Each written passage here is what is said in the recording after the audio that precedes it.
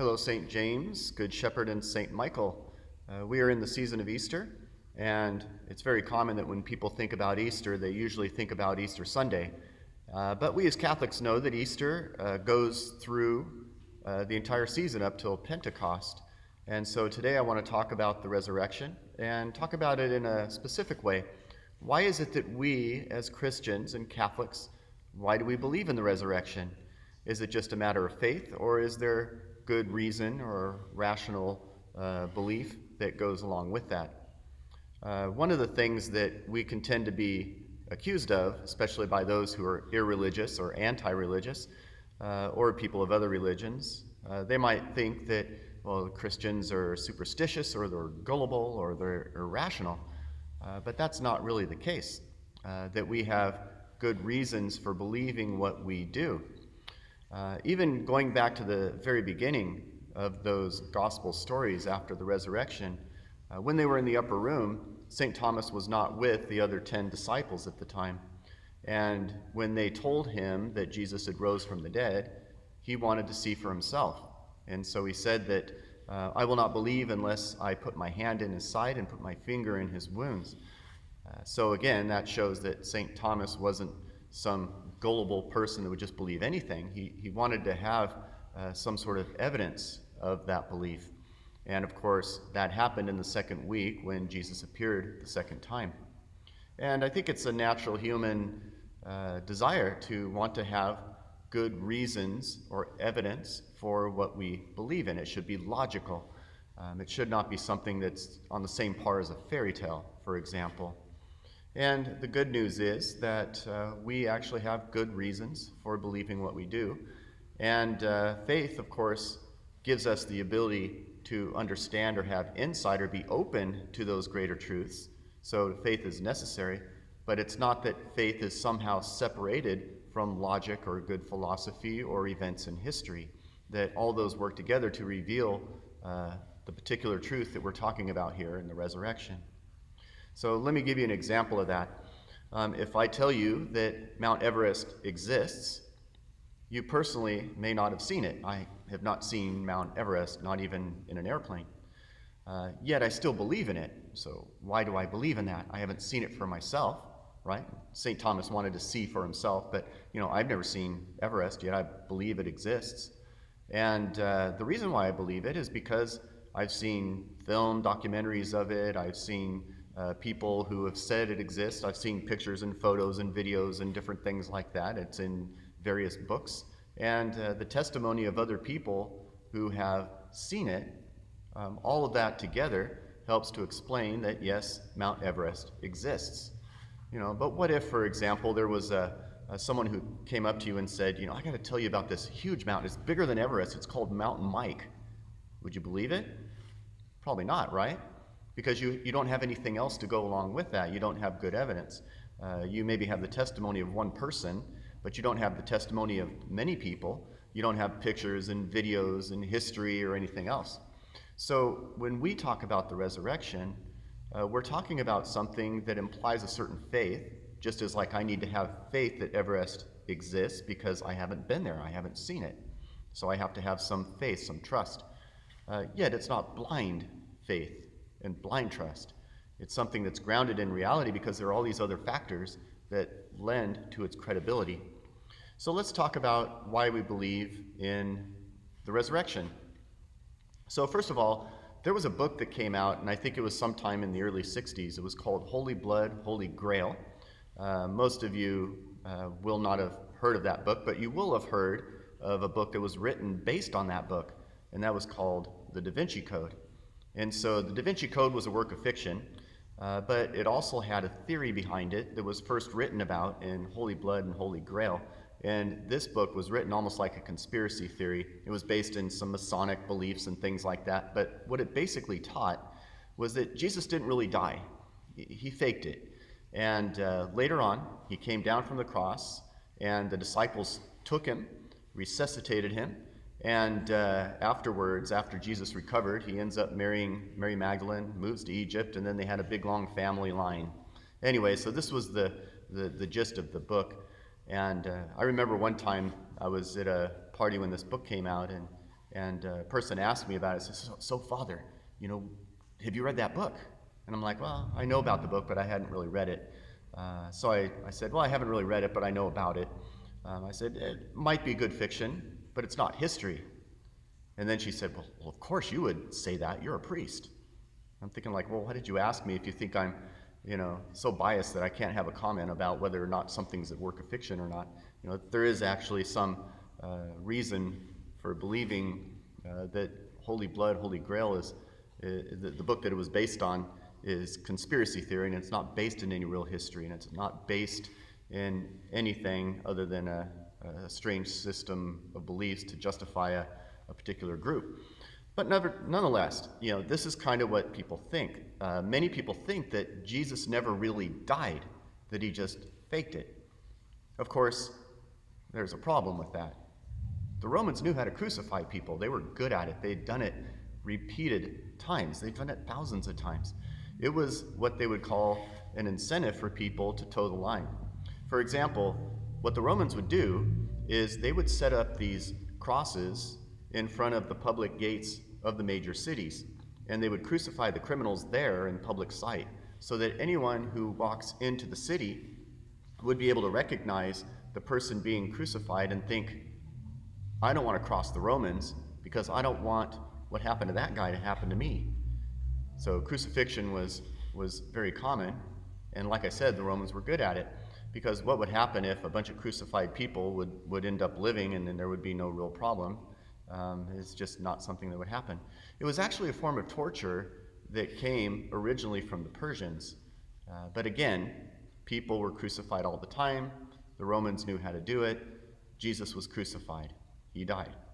And also, if you follow the logic, what kind of inspiration do you think Jesus would have if he were somehow crucified but lived and then ran away all beat up and tortured like he was, and then tried to start a religious movement somewhere else outside of Israel? Like, what kind of following could he possibly have?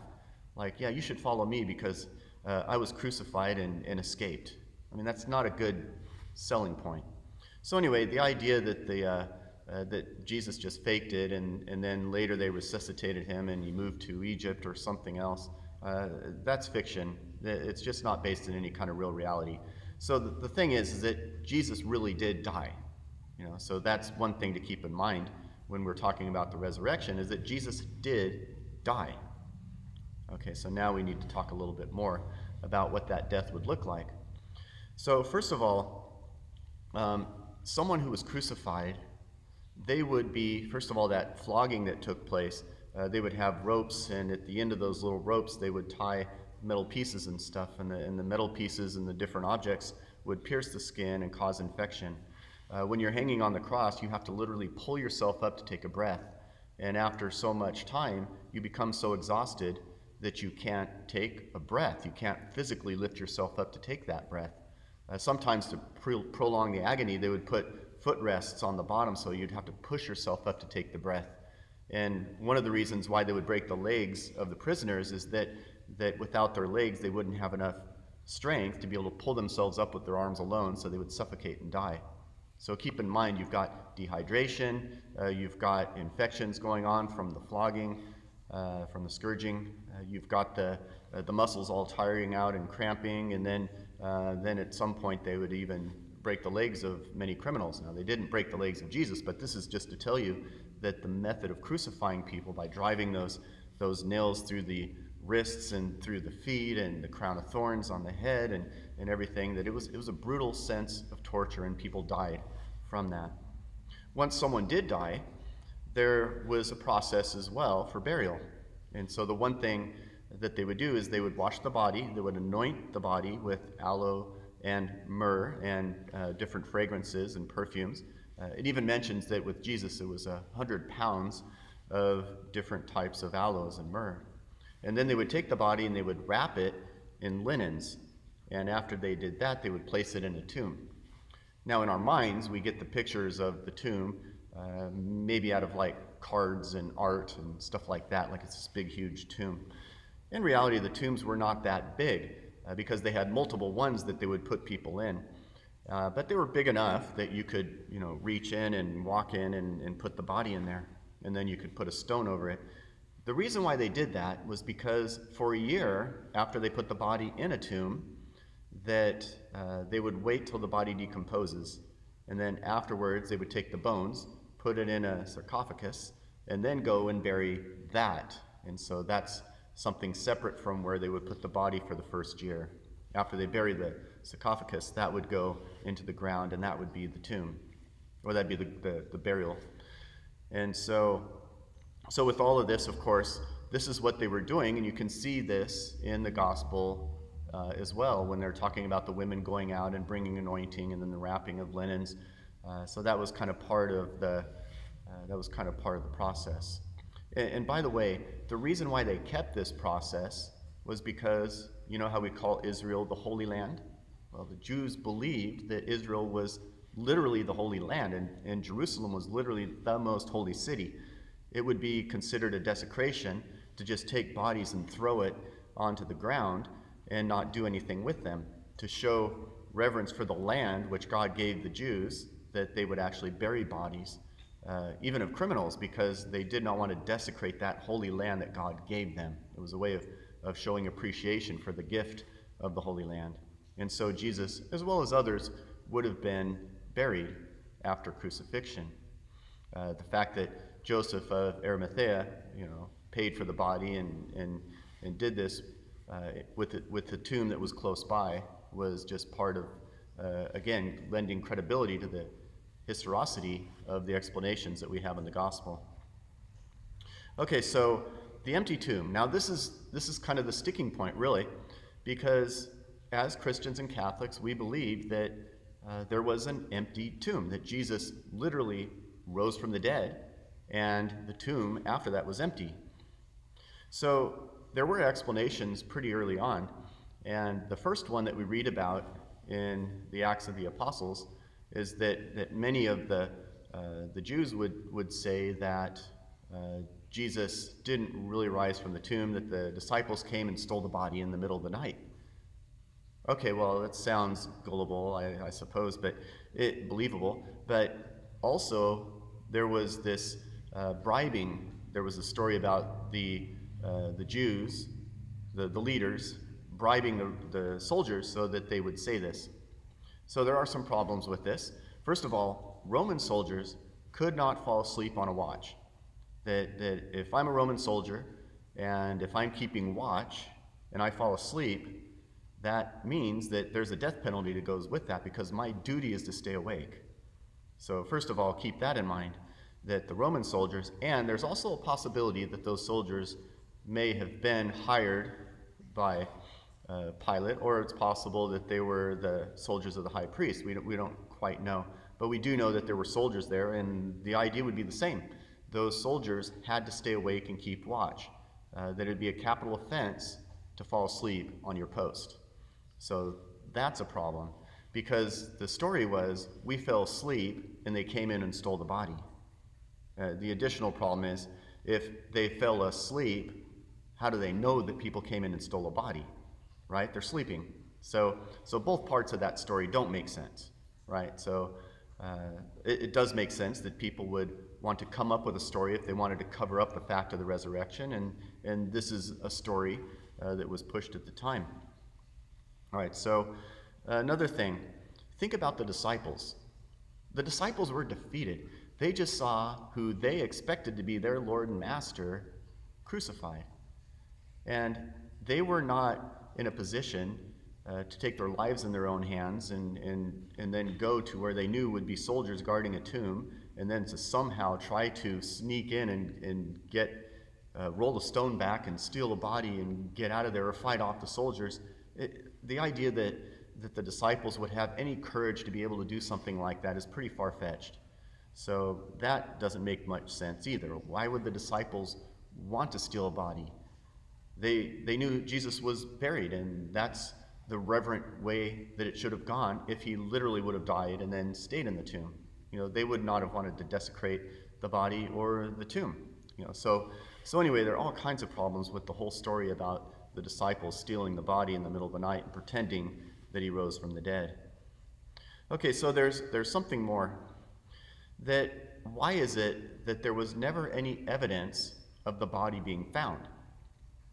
Uh, like really, if the disciples obviously didn't try to steal the body, and so if the body was in there and was, just in the tomb, when these claims of resurrection came about, why didn't they just point over to the tomb where the body would have been and say, no, he's dead, he's in the tomb. You can go and see for yourself. But that was never a claim. So there was never a claim that Jesus actually died and was buried and other people could see the body. Right? So that's pretty interesting too, because if the body was there, then those who were opposed to Christianity would have simply just pointed out that the body literally was there, and people could see that. But it appears that even the non-Christians were not denying the fact that there was an empty tomb. It seemed to be a given.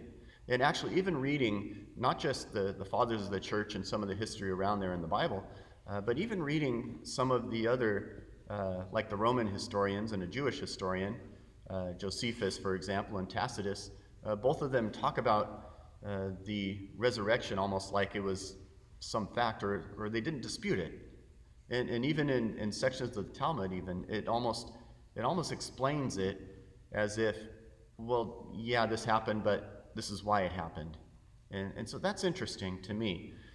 I can't bring up anything overly specific about some of these different histories, but I do know that at one point I was back and I was reading some of the more obscure ones, and I found it a little odd that there wasn't an outright denial that there was an empty tomb, that most people almost just accepted that, but then tried to come up for reasons why it still didn't matter. So anyway, just another little point about that empty tomb.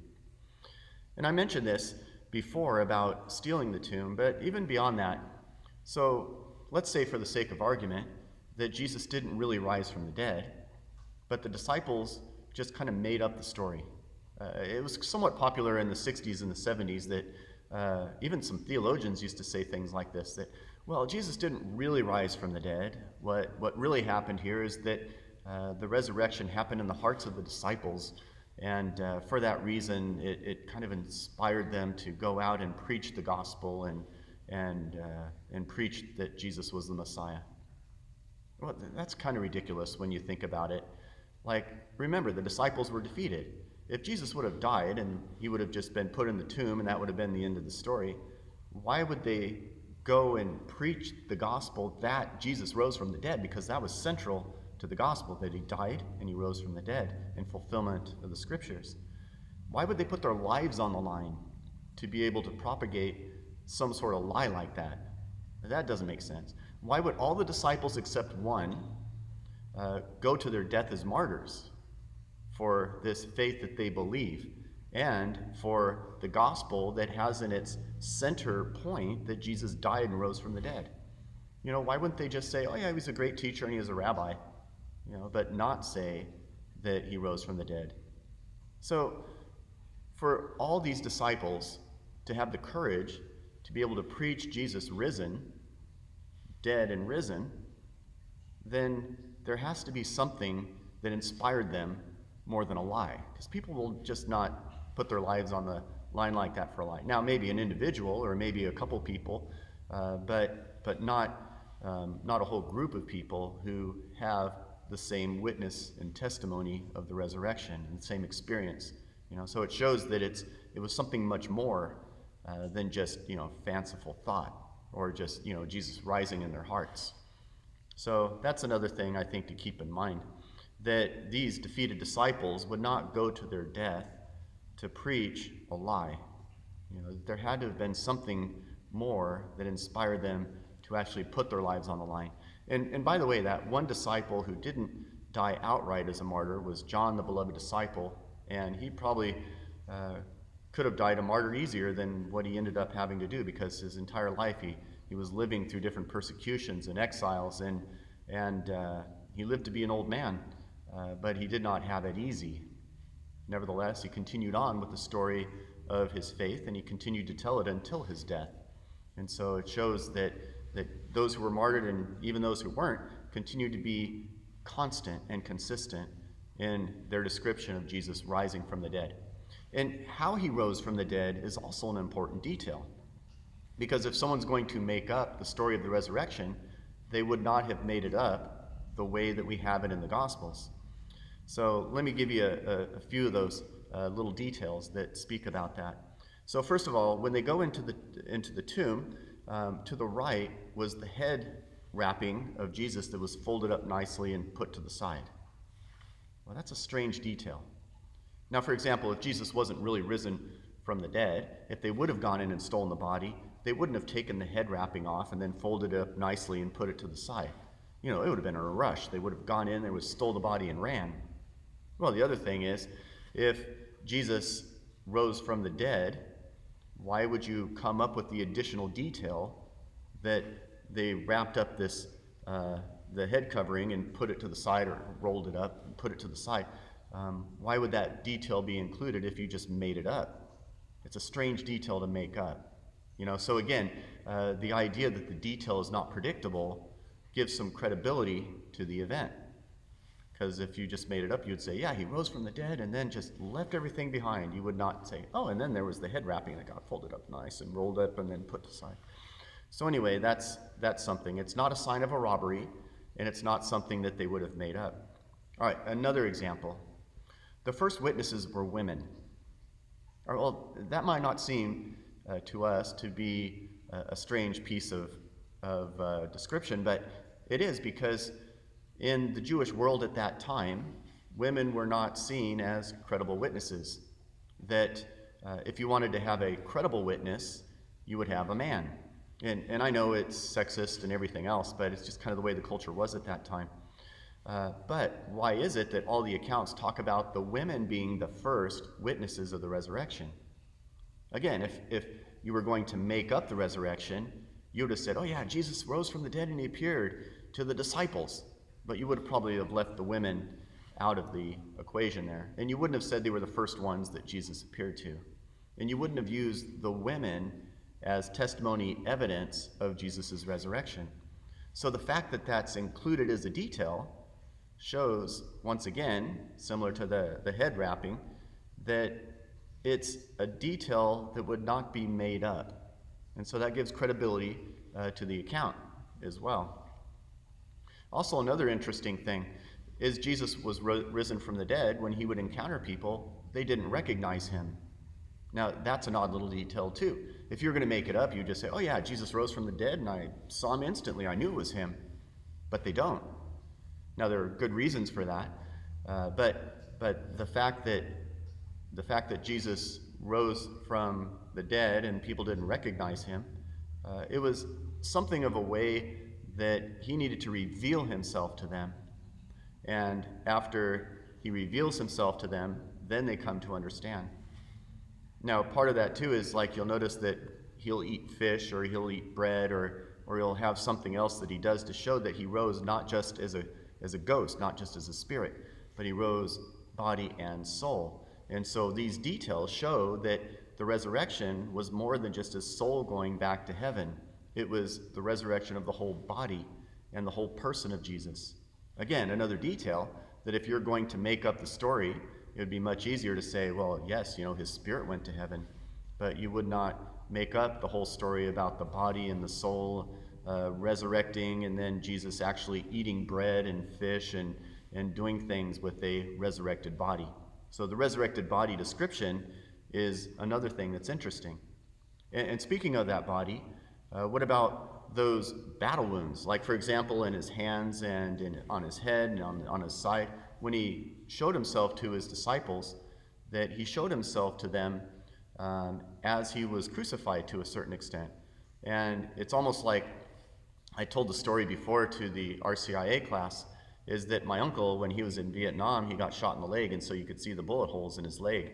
And so we're like, Uncle Hugh, tell us a story about how you got those bullet holes. And he didn't want to, because, the Marine mentality, but he did, because it was a sign of something, and he talked about being in the helicopter and having the bullets hit him and stuff.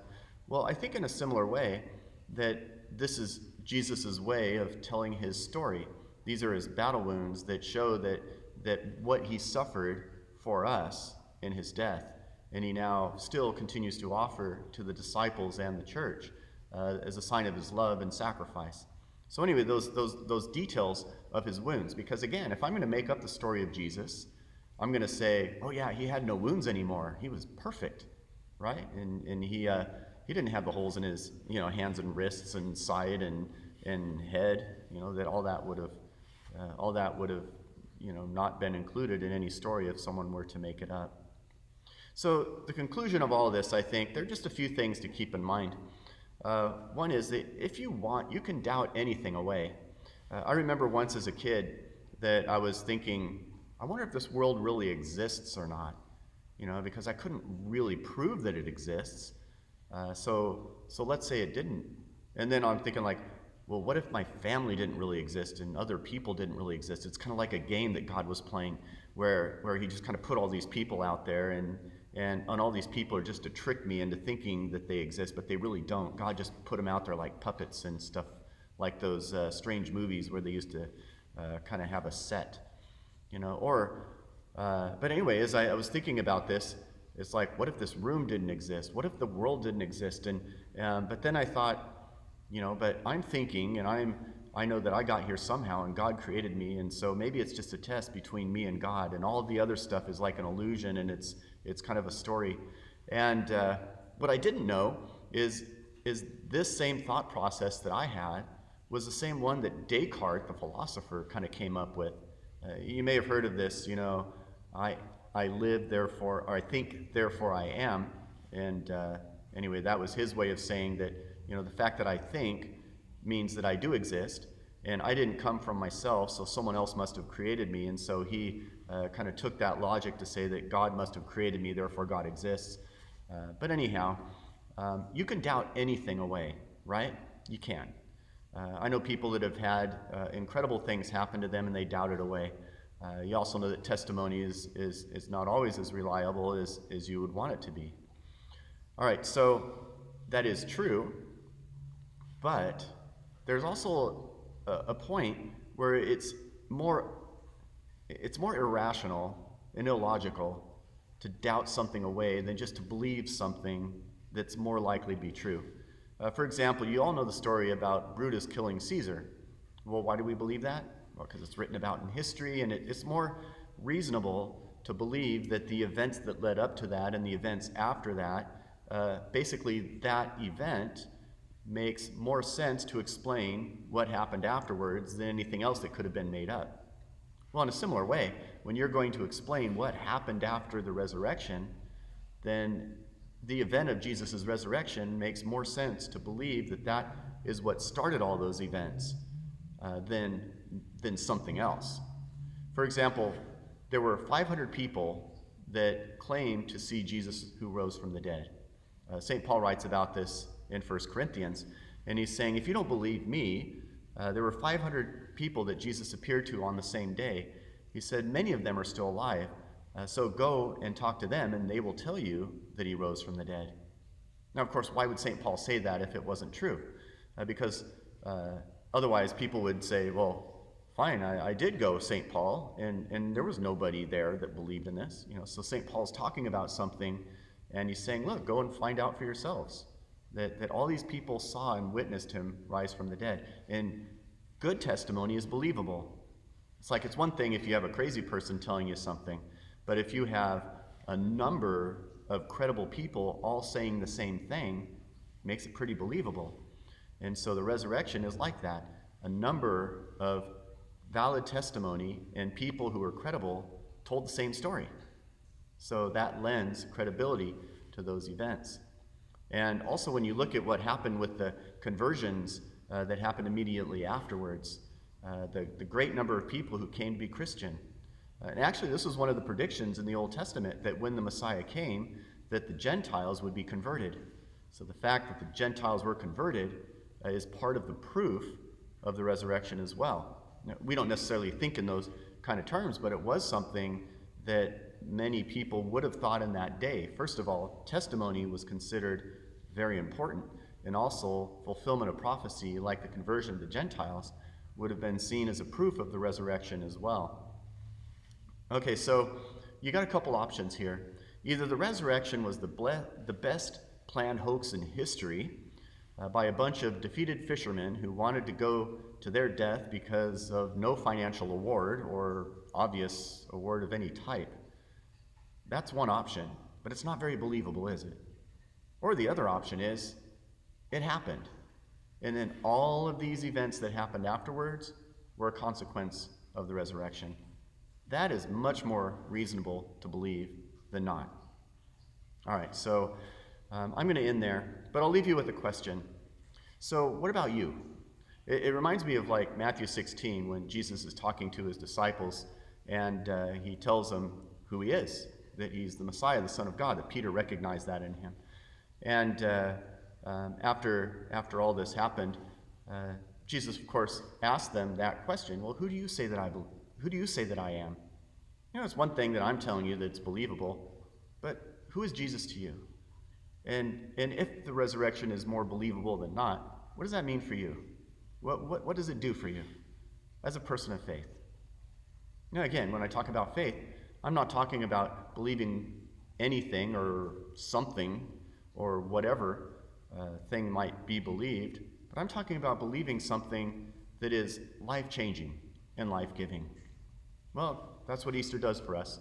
It gives us a reality that we can not only believe, but live according to. And that's our challenge today. All right, well, God bless you all. I hope this is somewhat helpful. And as you continue to think about these things, I really would encourage you to read more about it. There are many good books and many good articles on this.